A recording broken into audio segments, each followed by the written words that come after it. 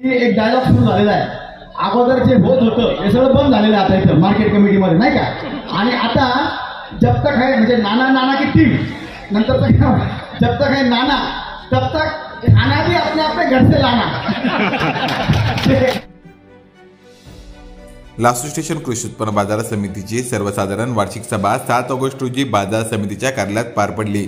यावेळी बाजार समितीच्या सर्वसाधारण सभेच्या अध्यक्षस्थानी बाजार समितीचे सभापती शेषराव नाना जाधव हे होते. यावेळी अध्यक्षीय भाषणात बोलताना सभापती शेषराव नाना जाधव म्हणाले की अवघ्या काही महिन्यात बाजार समितीची सूत्रे हाती घेतल्यानंतर 4 कोटी रुपयांच्या ठेवी बाजार समितीने बँकेत ठेवल्या असून 50 लाख रुपयांचा पेट्रोल डिझेल वाहतुकीसाठीचा टँकरही खरेदी केला आहे. हे सभापती सांगत असताना आमदार बंब हे सर्व गोष्टी बारकाईने ऐकत होते.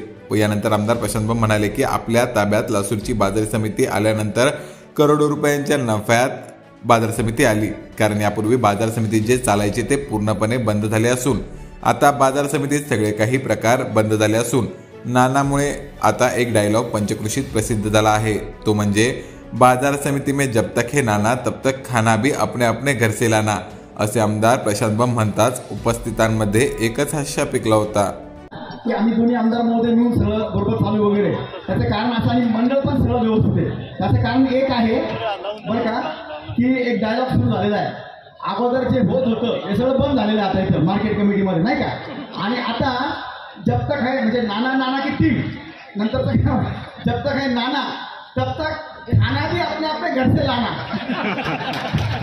आहे मार्केट कमिटीचं जेवण जेवत नाही, इथे स्ट्रिक्टली व्यवस्थित दोन्हीकडे आहे म्हणून ती गोष्ट शक्य आहे.